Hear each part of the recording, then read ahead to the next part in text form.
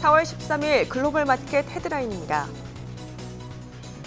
미국의 3월 소비자 물가 CPI가 전년비 8.5% 상승하며 1981년 12월 이후 최고치를 기록했습니다. 미국의 3월 근원 CPI는 전년비 6.5% 상승해 예상치에 부합했습니다. 미국의 3월 소기업 낙관 지수는 93.2로 2년 내 최저치를 기록했습니다.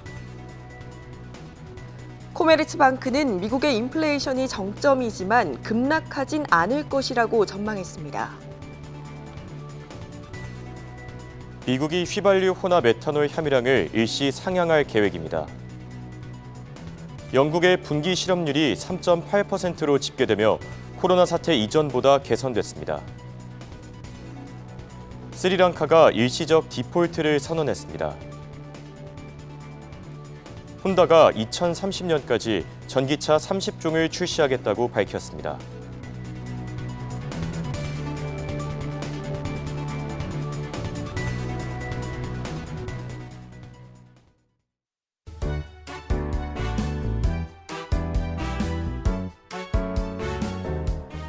여러분 안녕하십니까? 굿모닝 한경글로벌 마켓의 이가은입니다. 안녕하십니까? 홍성진입니다. 네, 오늘 시장이 주목하던 가장 큰 이벤트는 무엇보다 미국의 3월 소비자 물가 CPI 발표였죠. 미국의 3월 CPI가 40년 만에 최고치를 기록했습니다. 다만 식음료와 에너지 부문을 제외한 근원 CPI가 전월비 예상치를 밑돌면서 오늘 10년물 국채 수익률이 하락했는데요. 이런 가운데 국제유가는 중국의 봉쇄 조치가 일부 완화됐다는 소식, 그리고 오펙의 경고 속에 100달러 선을 다시금 웃돌고 있습니다. 더 자세한 소식과 분석, 저희와 끝까지 함께 하시죠. 굿모닝 한경글로벌 마켓 지금 바로 시작합니다.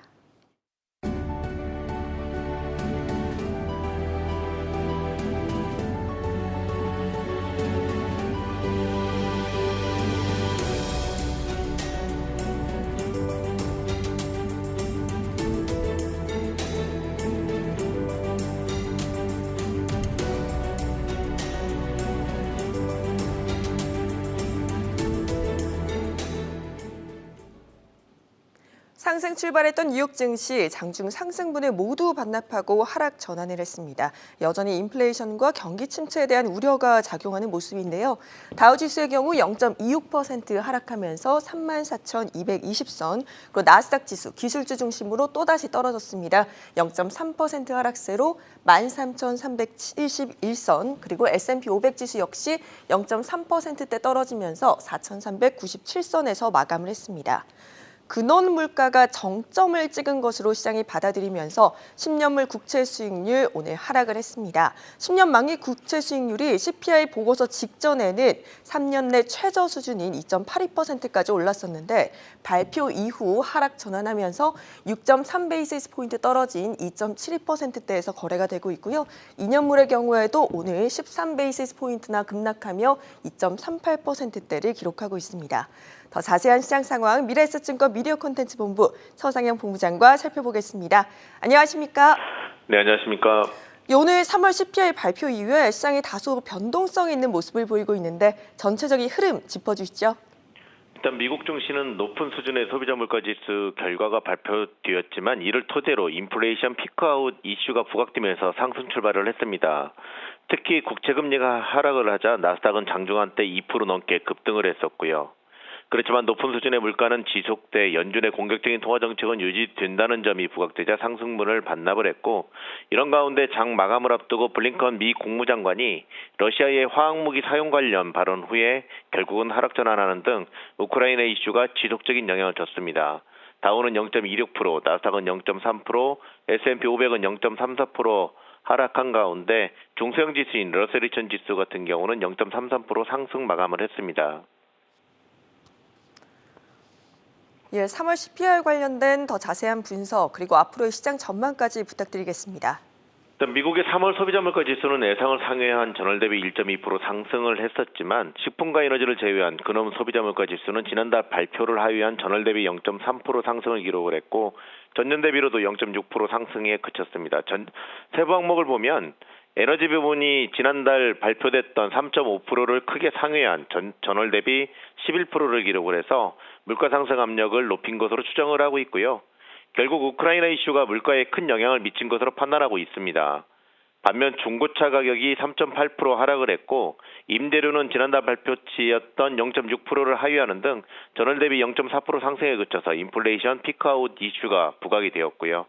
그렇지만 이제 소비자 가격은 전월 대비 0.6% 상승을 해서 1990년 9월 이후에 가장 빠른 상승세를 보이는 등 리오프닝 관련 품목의 상승세가 뚜렷해 높은 수준의 물가 상승은 지속될 수 있다는 점도 특징이었습니다. 여기에 미국의 3월 소기업 낙관 지수는 부진했지만 세부 항목 중에서 노동자 보상을 올리는 회사와 판매 가격 인상 기업이 증가를 했기 때문에 높은 수준의 물가가 장기화될 수 있다는 점 또한 시사를 했고요. 결국 미국 소비자 물가 지수가 1981년 이후에 최고치를 기록을 했지만 세부 항목을 보면 인플레이션 피크아웃 가능성이 부각되고 미 증시의 상승을 이끌었다라고 보시면 될 것 같습니다. 다만 이제 높은 수준의 물가는 장기화될 수가 있어서 연준의 공격적인 통화 정책은 유지될 것으로 전망되기 때문에 주식시장의 변동성은 확대되었고요. 한편 이제 장 후반 블링컨 미 국무장관이 러시아가 화학무기를 사용했는지 확인할 수는 없지만 마리우폴에서 화학무기를 사용할 가능성이 높다라고 언급한 점도 전반적으로 투자 심리 위축 요인이었습니다. 이번 높은 수준의 물가 상승을 우크라이나 사태로 급등한 에너지 가격이 주도했기 때문에 이러한 발언 자체가 향후에 국제유가라든지 여러 상품 가격의 상승을 높일 수 있기 때문이라고 보시면 될 것 같습니다. 예, 지금까지 미래에셋증권 서상영 본부장이셨습니다. 고맙습니다. 네, 감사합니다. 바로 이어서 오늘 장에서 눈에 띈 종목들 전가은 캐스터와 확인해 보시죠.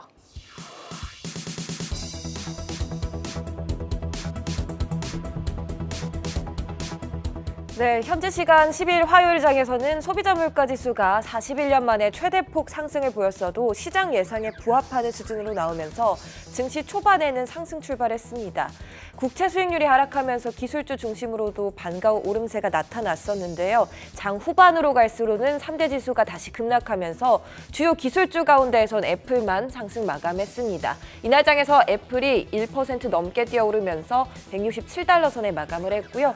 이날 메타와 알파벳, 아마존은 하락을 했습니다.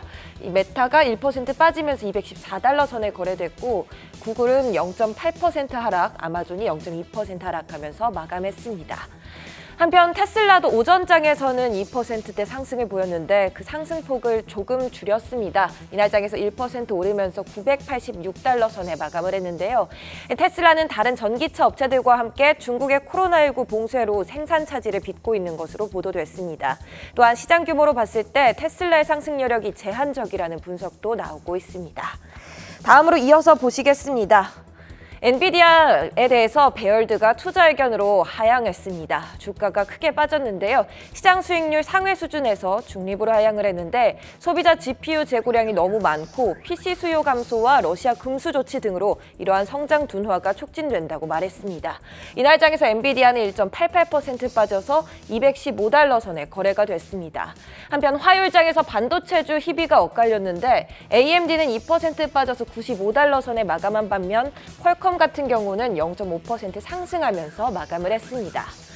다음으로 전기가스 공급 회사인 퍼시픽 가스 앤드 일렉트릭, 줄여서 PG&E는 북부 캘리포니아주 화재 문제에 대해 법적 합의를 이루면서 오늘장 주가가 올랐습니다. 3% 올라서 12.53달러에 마감을 했는데요. 5,500만 달러를 내고 형사상 기소는 피하는 것으로 결정이 났습니다.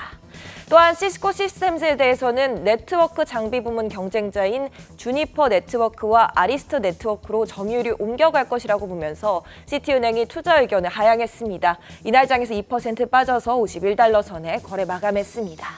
그렇다면 계속 이어서 10종목 더 살펴보시겠습니다. 우선 치폴레입니다. 성장 리더 중에서도 유명주라며 시티은행이 투자 의견을 매수로 잡았습니다. 이날 장에서 1.4% 올라서 1,532달러 선에 거래가 되고 있고요. 다음으로 오늘도 에너지주 함께 살펴보시죠. 유가가 최근 계속 시소처럼 오르락 내리락하는 모습을 보였는데 이날 다시 100달러 위로 올라갔습니다. 이에 따라서 정유주가 강세를 보였습니다. 오늘 장에서 모두 2%대의 상승을 보여줬는데 옥시덴탈 페트롤리움이 59달러 선에 마감을 했고 엑슨모빌은 85달러 선, 쉐브론은 169달러 선에 마감을 했습니다. 또한 이번에는 수요일부터 실적을 발표할 기업들의 주가도 살펴보겠습니다. 먼저 JP모건인데요. 다른 금융주와 같이 올해 들어서 계속 하방 압력을 받고 있습니다. 디지털 확장 사업과 다른 기술적 목표들로 투자금이 많이 들어가곤 있지만 CEO 제이미 다이먼은 이런 비용은 필수적이라고 강조하는 모습입니다. 오늘 장에선 1% 빠져서 JP모건은 131달러 선에 마감을 했습니다. 관련하여 금융주 일제히 약세를 보였습니다. 그중에서는 웰스파고가 오늘 장에서 2% 가까운 낙폭 보이면서 그 낙폭이 가장 컸습니다. 델타항공은 2030년까지 항공기단 전체의 지속가능한 항공연료 사용률 10%를 달성하기 위해 바이오 연료 제조기업인 지보와 업무 협약을 체결하고 연료기술 도입을 확대하겠다고 발표했습니다. 이날 장에서 델타항공은 1% 상승하여서 38달러 선의 주가가 움직였는데요. 13일 실적 발표를 앞두고 있으며 뱅크 오브 아메리카가 이번 실적 시즌에 가장 긍정적인 서프라이즈가 기대된다고 말했습니다. 다른 여행 항공주들의 주가는 개별 장세 보였습니다. 이날 미국 4대 항공주 중에서 유나이티드 항공은 0.7% 상승해주면서 42달러 선에 마감을 했고 아메리칸 항공과 사우스웨스트 항공 둘 다 1% 미만의 상승폭을 보여줬습니다. 지금까지 미국 증시 특징주 살펴보았고 이어서 강수민 캐스터의 원자재 시황 살펴보시겠습니다.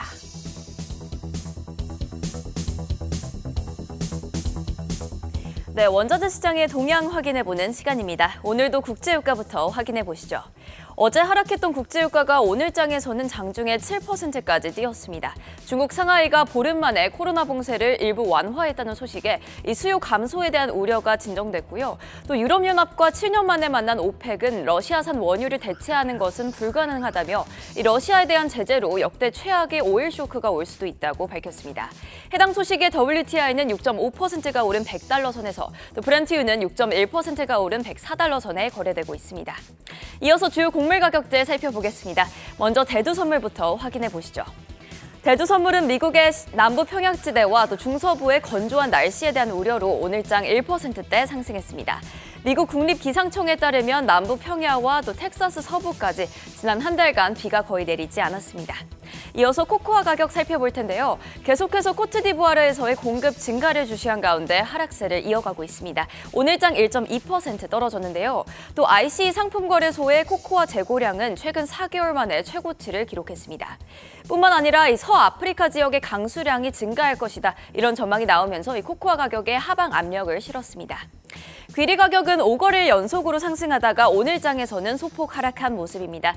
이 귀리 선물의 상승률을 살펴보면 3개월 전인 1월 1일을 기준으로는 귀리 가격이 전년 동기 대비 75% 뛰었지만 이틀 전인 4월 11일을 기준으로는 이 귀리 가격이 전년 동기 대비 125% 가까이 뛰고 있습니다.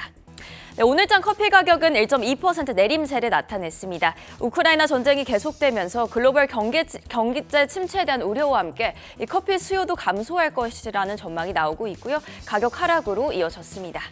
옥수수와 밀도 이어서 살펴보겠습니다.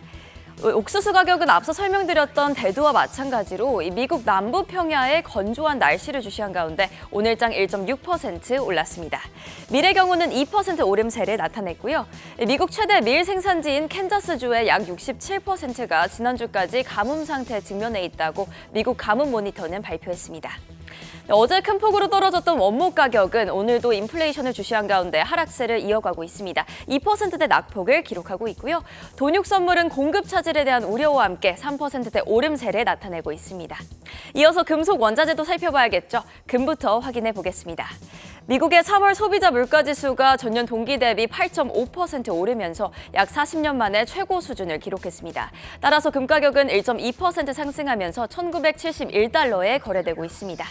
은 가격은 2%대 오르면서 25달러 선에서 움직이고 있고요. 팔라듐 가격 살펴보겠습니다. 네, 팔라듐 가격은 런던이 러시아 팔라듐 정제소 2곳을 금지한 이후로 그 상승세를 이어가고 있었는데 오늘은 4%대로 좀 크게 빠지면서 다시 2,312달러 선으로 내려온 상황입니다. 네, 니켈은 오늘장 1%대 오름세를 나타내면서 톤당 32,812달러 선을 나타내고 있습니다. 아연 가격은 오늘 좀 크게 올랐습니다. 3.75%가 오르면서 4,451달러 선에 거래되었는데요. 이번 달 들어서 6만 톤에 가까운 아연이 운송 준비 단계에서 취소됐습니다. 또 런던 금속거래소의 아연 재고량은 12만 3,600톤 넘게 집계됐지만 이 중 실제로 거래가 가능한 아연은 4만 5,900톤에 불과합니다. 실제 거래가 가능한 아연의 재고량은 2020년 2월 이후로 최저치를 기록했습니다. 네, 이어서 구리 가격 살펴볼 텐데요. 블룸버그는 미국이 매력적인 구리 시장이 되어가고 있다고 보도했습니다. S&P 500 글로벌 데이터에 따르면 이 칠레로부터 미국이 수입한 전기동이라고 불리는 구리 캐소드가 올해 1분기에 37% 증가했습니다. 구리의 세계 최대 생산지인 특히 이 남미 지역으로부터 구리 캐소드가 최근 몇 주간 미국 시장으로 유입되고 있는 상황입니다. 오늘장 구리 가격은 1.3% 올랐습니다. 네, 끝으로 알루미늄은 0.4% 상승하며 마감했는데요. 런던 금속거래소의 알루미늄 재고량이 16년 만에 최저치를 기록했습니다. 지난 2월 10일에는 88만 900미터톤 넘게 있었던 재고량이 현재는 60만 9,800미터톤 정도로 집계가 되었습니다. 지금까지 원자재 시황이었습니다.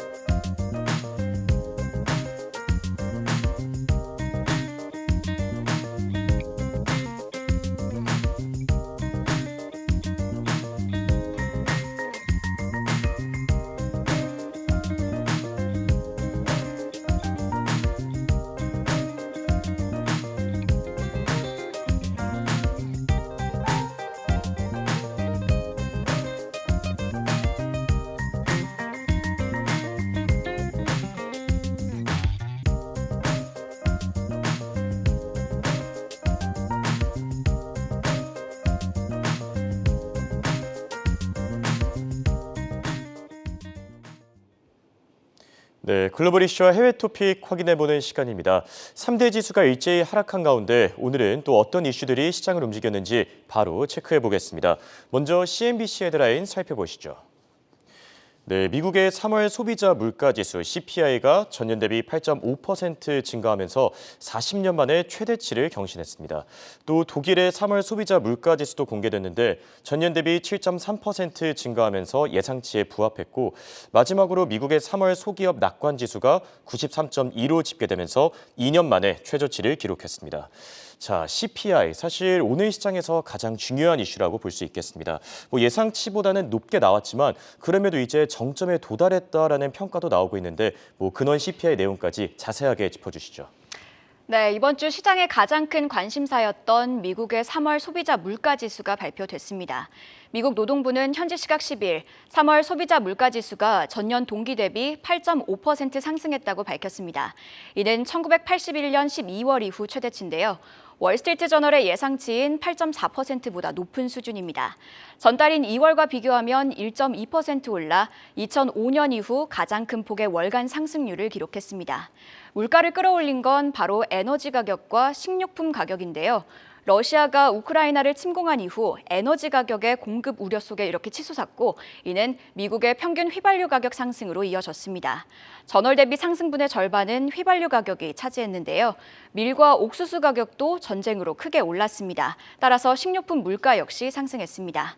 변동성이 높은 식품과 에너지를 제외한 3월 근원 소비자 물가지수는 전년 대비 6.5% 올랐습니다.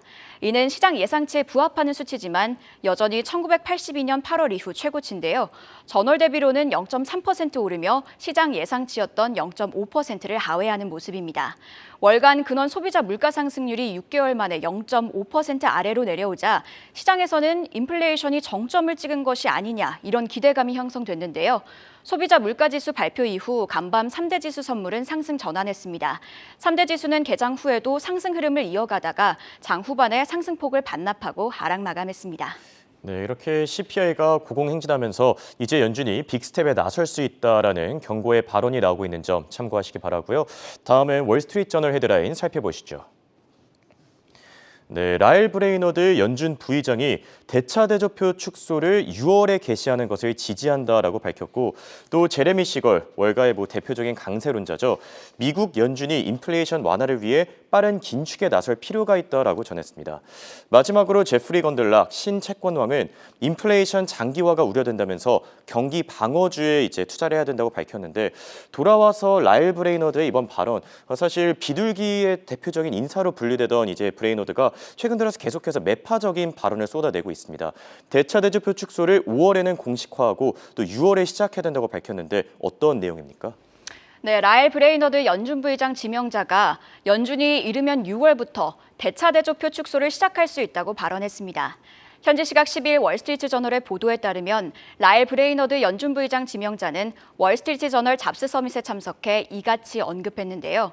연준의 가장 큰 목표가 인플레이션을 낮추는 것이라고 강조하며 현재 인플레이션 수준이 높다고 언급했습니다. 그러면서 오늘 공개된 소비자 물가지수와 관련해서도 발언을 이어갔는데요. 러시아의 우크라이나 침공 이후 급등한 원자재 가격이 3월 인플레이션 수치의 상당 부분 반영됐다고 분석했습니다. 그러면서 식품과 휘발유 가격 상승은 저소득층에게 특히 고통스럽다고 했습니다. 이외에도 근원 소비자 물가지수가 전월 기준으로 둔화한 걸 매우 환영한다고 밝혔는데요. 또 앞으로 이런 추세가 계속될지 지켜볼 거라며 아마 올해 연준이 통화 정책을 펼치고 공급망 병목 현상이 완화되면 인플레이션 수치는 내려갈 것이라고 전망했습니다. 라일 브레이너드는 연준 내 대표적인 비둘기파로 꼽히는데요. 또 다른 비둘기파인 찰스 에반스 시카고 연중 총재 역시 어제 매파적인 발언을 한 바 있습니다. 현지 시각 11일 찰스 에반스 시카고 연준 총재는 디트로이트에서 열린 한 행사에서 올해 말까지 기준금리를 연 2.25%에서 2.5%로 올리는 것에 동의한다고 했는데요.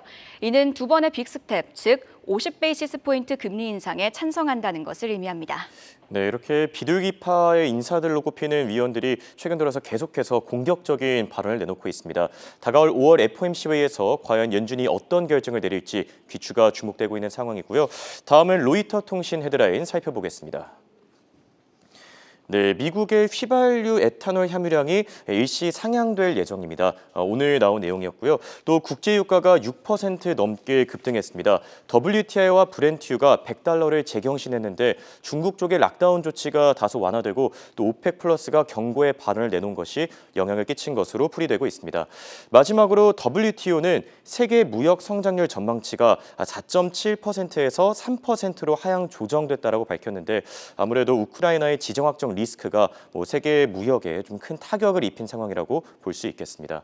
돌아와서 휘발유 에탄올 함유량 기존에는 10%였지만 이번에 15%까지 올린다고 했는데, 아무래도 국제유가 상승세를 좀 진정시키려는 노력으로 풀이됩니다. 어떤 내용입니까?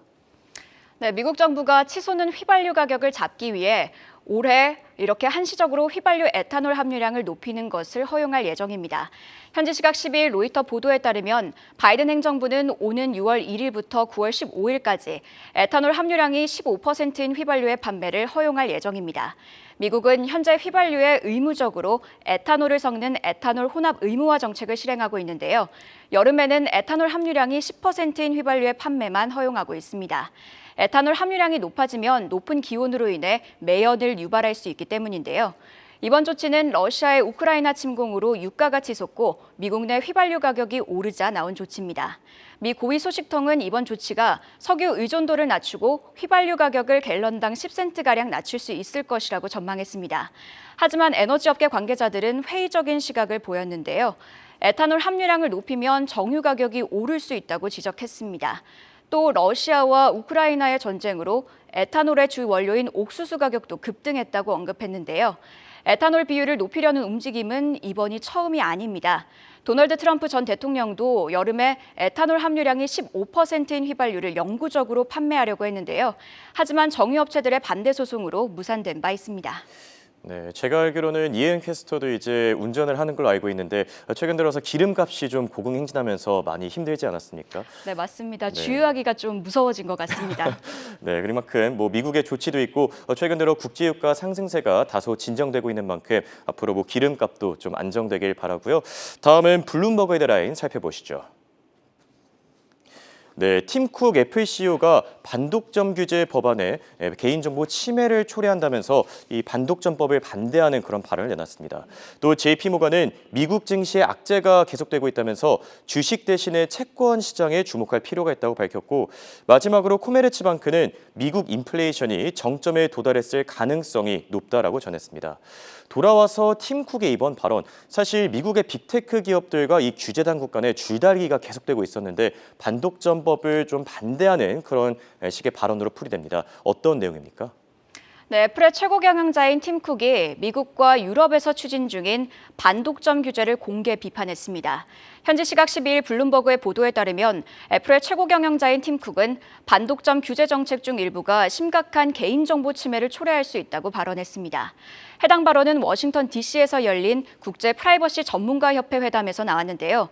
구체적으로 팀 쿡은 규제 기관이 사이드 로딩을 허용하려고 하고 있다고 했습니다. 사이드 로딩은 앱스토어를 거치지 않고 인터넷을 통해 어플을 다운로드하는 행위를 말하는데요. 그러면서 팀 쿡은 사이드 로딩을 허용하면 아이폰에 악성 소프트웨어가 설치될 수 있다고 강조하며 이는 결국 사용자의 개인정보 침해로 이어질 수 있다고 언급했습니다. 블룸버그는 이번 발언이 미국과 유럽에서 추진 중인 반독점 법안의 규정을 완화하려는 애플의 전략이라고 분석했는데요. 미국에서는 공개 앱 장터 법안을 통해, 유럽에서는 디지털 시장 법안을 통해 애플을 비롯한 빅테크 기업들을 견제하고 있습니다. 각국 규제 당국은 애플의 앱스토어 수수료가 너무 비싸다며 사이드 로딩을 통해 이를 우회하려는 움직임을 펼치고 있습니다. 빅테크와 규제 당국 간 줄다리기 싸움이 계속되고 있습니다. 해당 이슈는 관련 기업들의 수익에 영향을 줄 수 있는 만큼 투자하실 때 참고하시길 바랍니다.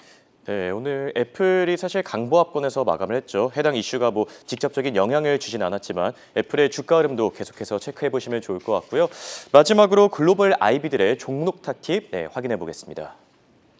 네, 세 가지 이슈가 올라와 있습니다. 골드만삭스가 선정한 금속 가격 상승 수혜주가 있고, 또 크레디트 스위스가 선정한 인플레이션 방어주, 마지막으로 뱅크 오브 아메리카가 선정한 실적 발표 기대주가 있습니다. 아무래도 은행주들이 이번 주부터 실적을 발표하는 만큼 이렇게 세 가지 이슈가 올라와 있는데, 돌아와서 골드만삭스가 선정한 금속 가격 상승 수혜주 마지막 이슈로 전해주시죠. 네, 이번에는 월가의 심층 분석을 들여다보는 시간입니다. 최근 금속 가격은 고공행진하고 있는데요. 금속 대부분이 공급 부족으로 인해 강세를 보이고 있습니다. 이와 관련해 골드만삭스는 금속 강세가 계속될 거라고 믿는다며 친환경 에너지 전환 움직임이 금속 수요를 촉진한다고 덧붙였습니다. 그러면서 이런 시기에 수혜를 볼 수 있는 기업들을 선정했는데요. 어떤 기업들이 리스트에 올라왔는지 살펴보겠습니다. 먼저 리오틴토 살펴보겠습니다. 리오틴토는 영국 기반의 광산 및 금속 회사인데요. 골드만삭스는 현지 시각 11일 리오틴토의 투자 의견을 매수로 상향 조정했습니다.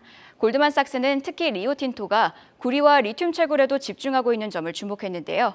해당 원자재는 전기차와 태양광 패널 제조에 필수적인 만큼 상승 여력 또한 충분하다고 분석했습니다. 다음은 세계 최대 자원 개발 업체인 스위스의 글렌코어입니다. 골드만삭스는 글렌코어의 매수 의견을 밝히며 글렌코어가 난방용 석탄 노출도가 높은 점을 높게 평가했습니다.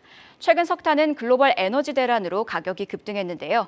따라서 골드만삭스는 글렌코어가 올해 기록적인 매출을 창출할 수 있을 것이라고 전망했습니다. 마지막은 앵글로 아메리칸입니다. 앵글로 아메리칸은 영국 광산업체인데요. 골드만삭스는 앞서 언급한 두 기업들과 마찬가지로 매수 의견 보였습니다. 특히 앵글로 아메리칸의 탄탄한 대차 대조표를 높게 평가했는데요.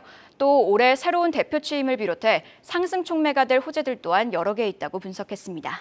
네, 이렇게 오늘은 골드만삭스가 주목한 금속 가격 상승 수혜주에 대해 알아봤습니다. 지금까지 이혜은 캐스터와 함께했습니다. 수고하셨습니다. 굿모닝 한경글로벌 마켓은 7시 30분까지 계속됩니다.